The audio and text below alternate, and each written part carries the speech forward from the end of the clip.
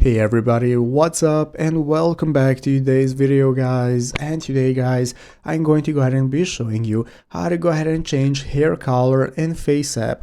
This is a very simple thing to do, so make sure to watch this quick and easy video till the very end, follow my steps correctly, so you can make sure that this works the same for you and you can do this yourself.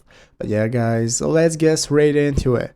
So the first thing we want to do is to go ahead and open up the official FaceApp application if you have not already. So if you do not already have it downloaded, what you want to do is go ahead and open up the App Store on your mobile phone. Open up the App Store, search for FaceApp, find application and install it.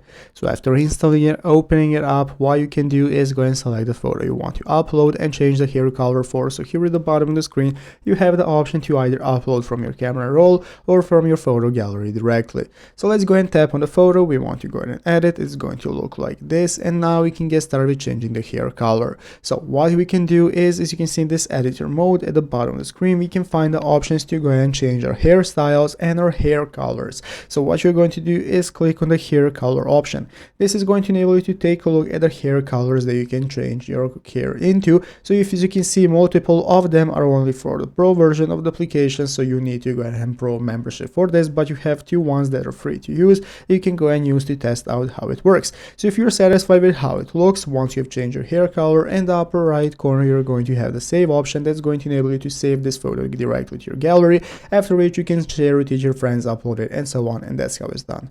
So I hope this video was helpful. If it was, make sure to leave a like, subscribe to the channel. Thanks for watching, take care, and bye.